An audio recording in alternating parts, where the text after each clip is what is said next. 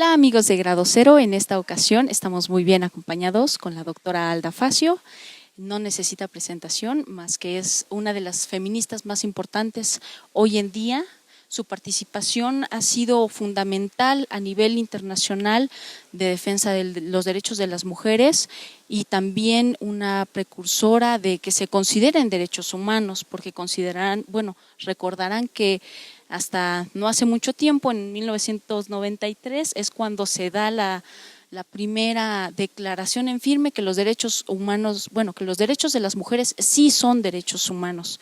Bienvenida, doctora, y el día de hoy nos acompaña porque estamos en un congreso internacional y un congreso que en México es único en su especie porque trae a muchas mujeres, pero no cualquier mujer, sino una mujer preparada en los temas que son de gran relevancia a nivel internacional y para hablar de un tema, en este caso de un tema específico, juzgar con género.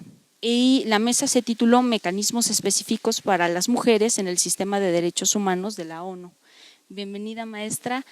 Uno de los temas que mencionó fue que es necesario dentro de este juzgar para beneficiar a las mujeres o que se les dé el lugar que no se les había dado a lo largo del mundo, es contar con personas preparadas, con operadores jurídicos preparados. ¿Tendría que haber algún requisito indispensable o algún tipo de examen que se les tuviera que aplicar a los operadores jurídicos para saber si conocen de las causas de las mujeres y en específico del feminismo?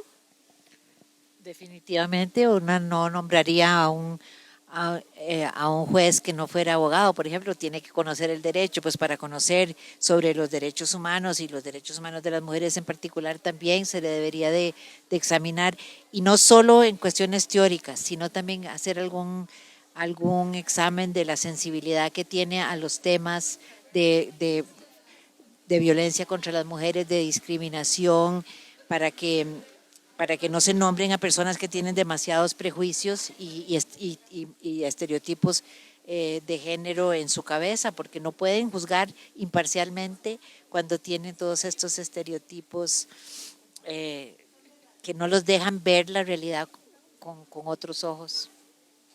En alguno de sus libros mencionó que el sexismo es una de las bases y que se encuentra enraizado en las instituciones jurídicas, y este sexismo a veces nos invisibiliza muchas de la discriminación que sufren las mujeres. ¿Cómo podríamos empezar a erradicar el sexismo en las instituciones con cambios mínimos o máximos, pero que realmente se empezaran a hacer acciones efectivas? Bueno, se ha hecho mucho y se ha avanzado muchísimo. Todavía falta tanto que uno a veces piensa que no hay avances, verdad que hay retrocesos, pero también sí, la verdad es que en la mayoría de los países alguna capacitación han recibido la mayoría de los jueces, no todos, pero sí se da, por lo menos han oído hablar de lo que es el género, aunque no sepan todavía cómo verlo. Y sí se ha sensibilizado, hay más y más personas importantes en el mundo están hablando de la necesidad de incorporar la perspectiva de género, como les hablaba en la conferencia de hoy en la mañana, el relator especial sobre tortura, que lo dice clarito, ¿verdad? Que no se puede juzgar sin perspectiva de género. Tiene que incorporar la perspectiva de género para cumplir con el deber de reconocer que los seres humanos somos diversos y no todos son hombres blancos, propietarios, etcétera, ¿verdad? Adultos, etcétera. Hemos avanzado en este reconocimiento de que los seres humanos somos muy diversos y que no puede haber un representante de la humanidad toda porque somos demasiado diversos, pero algo muy importante también es que no es cualquier diversidad, es que las mujeres somos la mitad de la humanidad y dentro de las mujeres hay la misma diversidad que dentro de los hombres, ¿verdad? Venimos de todos los colores, de las religiones, de capacidades, de inteligencias, de todo. Entonces, eso también hay que tomarlo en cuenta. Es muy difícil porque el derecho partía antes de como el ser humano como universalmente entendido, como que no hay que tomar en cuenta las diferencias, y por eso el símbolo de la justicia es una mujer con vendas, ¿verdad? Que no ve las diferencias, más bien nosotros queremos que sí se vean, que se tomen en cuenta para que se juzgue con, con de acuerdo a, a las necesidades de las personas. Uno de los temas y de las dudas que siempre existe, o al menos todavía a muchos no le queda tan claro, es entre hablar de paridad y de equidad. ¿Cómo les podría decir de una manera muy sencilla para que no se sigan confundiendo estos dos términos y también que el uso de uno y de otro de manera indistinta también podría tener repercusiones en el ámbito jurídico y de impartición de justicia para las mujeres? Sí, es que son términos bien distintos y se confunden, no solo paridad y equidad, sino igualdad. Para mí el concepto principal es igualdad. El derecho humano a la igualdad es el que está consagrado en todos los tratados internacionales de derechos humanos, está consagrado en casi todas las constituciones políticas del mundo. O sea, es un principio a la vez que un derecho humano. Y tiene que ver con, va aparejado siempre el principio de igualdad o el derecho humano a la igualdad con el derecho humano a no ser discriminada. O sea, ¿qué quiere decir la igualdad? Que no soy discriminada. ¿Qué quiere decir no ser discriminada? Que tengo igualdad. Y esos van siempre juntos. Y eso fue una política intencional de ciertos estados para tergiversar el significado del derecho humano a la igualdad, que se creyera que el derecho humano a la igualdad significa que hay que tratar a todo el mundo exactamente igual. Eso no es, porque la igualdad como derecho humano no es lo mismo que la igualdad cuando yo digo este carro es igual a este o esta silla es igual a esta. Eso no es lo que estamos hablando. Yo no tengo que ser igual en inteligencia a vos para tener el mismo derecho a educarme, a hablar, etcétera. Podemos ser muy distintas y sin embargo ser valoradas igualmente como seres humanas, que no es lo mismo que ser que entonces que vamos a decir que todo el mundo es igualmente inteligente, no, hay personas más inteligentes que otras, hay personas más capaces que otras, hay personas más amables que otras, hay personas más violentas que otras, pero todas las personas, por más violentas, inteligentes o tontas que sean, tenemos el derecho a ser valoradas como seres humanos.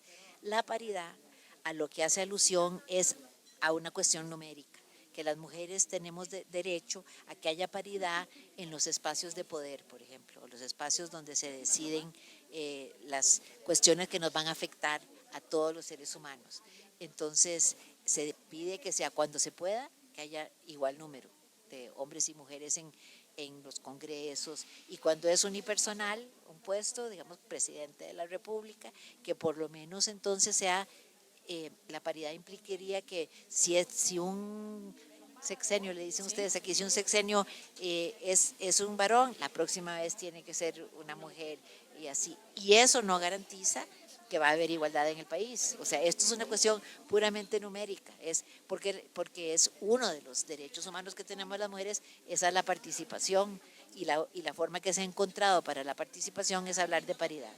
Ahora, equidad, que es lo que se ha tratado es el concepto que se ha tratado de poner como mejor que la igualdad o como en vez de la igualdad, y que en Facebook, por ejemplo, cada cierto tiempo sale una cuestión que la equidad es cuando le das, están esos, ¿verdad? Hay el de los banquitos, y entonces que la equidad es darle a cada quien lo que necesita para poder ver, y la igualdad es no ver, es absolutamente no cierto. La igualdad es los banquitos. Si hay una persona que es así y una persona que es así, pues la persona que es así tiene que tener un banquito que la iguale en sentido laico a la otra persona para que puedan todas las personas ver. La equidad más bien es un término subjetivo, y si lo buscan en el diccionario verá que dice es un subjetivo, que dice, bueno, yo creo que es equitativo que vos trabajes más que yo porque a mí me parece que eso es equitativo, o como me lo dijo el embajador de Sudán cuando votó a favor de cambiar de la igualdad por la equidad. Dijo, así las mujeres pueden heredar menos, porque las mujeres se van a casar y van a tener un marido que las mantenga. Entonces, ¿por qué van a heredar igual de los papás? Cuando el varoncito va a tener que mantener a una mujer, en cambio ella va a ser mantenida. Por eso es equitativo que las mujeres o no hereden nada, o hereden menos que los varones, o que las mujeres se les pague menos salario que a los hombres, porque los hombres comen más, requieren más calorías y entonces tienen que pagar más por la comida. Entonces, y así, eso es lo que es equitativo, darle a cada quien lo que pueda, digamos, lo que sea justo, porque eso es lo que quiere decir equitativo, pero justo en relación a lo que yo pienso, a lo que ya están las leyes. No exige, la equidad no exige eliminar discriminación, como sí lo exige la igualdad, y por eso la equidad a las mujeres no nos sirve, porque entonces podemos seguir, ser muy equitativo, pero que las mujeres sigamos haciendo todo el trabajo doméstico, porque lo sabemos hacer mejor. Había comentado también algo que me pareció muy interesante respecto a la impartición de justicia y, por ejemplo, cuando llegan ya los casos al comité, se dan, si bien no son vinculatorios, se dan estas recomendaciones y se da la supervisión. ¿Qué pasa, por ejemplo, en los casos de México, que se creó una fiscalía especializada de violencia contra la mujer, que se creó una ley específica, que se agregó el término de feminicidio, que se han hecho campañas para prevención de violencia contra la mujer y más allá de disminuir los ataques han continuado? ¿Qué acciones se pueden realizar para que esto, si bien de momento no se elimine, sí disminuyan los ataques constantes contra la mujer? Es que, bueno, es tanto lo que hay que hacer, pero, por ejemplo, es que de verdad los ataques aumentan o se mantienen porque hay impunidad. O sea, cuando empiece a haber castigo de verdad contra los perpetradores y no solo con los que hacen la violencia, sino los que se benefician de esa violencia, la violencia baja, ¿verdad? Pero también al mismo tiempo hay que ir trabajando por la igualdad, porque cuando haya igualdad no habrá violencia, ¿verdad? Porque si yo creo que vos sos igual a mí en valor humano, no te voy a hacer un daño, porque se le puede hacer los daños que se le hace a las mujeres porque no se consideran igual. O sea, esta mujer, una niña en realidad que se murió hace 2 o 3 días después de que la obligaron a casarse, ella de 13 años y él de 34 creo que tenía, y se murió de hemorragias internas, o sea que, y yo digo, en la cabeza de quién puede, sí, la obligaron a casarse y entonces el señor con el que se casó se consideraba que no le importaba el tamaño de la muchacha, lo que ella no quería, y que la terminó matando, y él dice, pero era mi esposa. O sea, entonces solo puedes decir eso si estás pensando que esa persona vale menos. Y eso para mí es algo que tiene que entenderse. Vos no podés hacerle un daño tan cruel a una niña a no ser que penses que su vida vale menos. Finalmente, y ya para retirarnos, ¿qué mensaje le daría a las nuevas feministas para seguir la lucha y también no decaer ante las miles de amenazas que ahora también ya inundan en Internet? Bueno, porque ahora hay tantos otros espacios donde se puede hacer violencia, ¿verdad? La violencia cibernética es algo, claro, pero yo lo que pienso es que le diría a las jóvenes que no le mermen con el feminismo, porque tienen todo un legado, ahora tienen un legado que pueden empezar, no tienen que empezar de cero, pueden empezar con todo el bagaje que ya nos han dejado mis ancestros, que yo les dejo a ustedes, etcétera. Ya hay un acumulado de experiencias, de doctrina, de conocimientos, de prácticas que podemos hacer y que lo pueden hacer mejor, porque ya tienen más teoría, tienen más conocimiento. Entonces, todo donde nosotros fallamos, véanlo como un aprendizaje, en lugar de estar que nos ponen a discutir y decir, es que esta generación, es que ustedes no aceptan, es que ustedes no hicieron esto bien. A mí me han dicho así a veces muchachas jóvenes, pero ustedes no hablaban de los trans, no existían. O sea, ¿cómo íbamos a hablar de algo que ni las personas trans hablaban? Ese fue un término que se acuñó hace relativamente poco. Entonces, sí, y ahora estamos hablando. O sea, sí, claro que vamos a hablar de cosas por ejemplo, la sexualidad, que es algo que tal vez las viejas no lo hablábamos tanto, porque era tabú hablar de eso. Entonces, podías irte a la cárcel si hablabas de tu sexualidad o algo así. Hay que verlo en el contexto, ¿verdad? Siempre ver el contexto, qué es lo que se logró, pero cómo les abrimos el camino para que puedan hablar de un montón de temas y ser un montón de cosas. Yo vi aquí en México, ¿verdad? Las muchachas diciendo, yo me puedo vestir como me dé la gana y no tienen que acosarme en la calle. Eso lo pueden decir por los trabajos que se han hecho, pero ¿cuántas mujeres antes, no? Y mujeres como en el siglo antepasado que no las dejaban usar pantalón, ni siquiera las bombachas, que eran ponerse vestidos largos, pero con unos bombachas que taparan los tobillos, ¿verdad?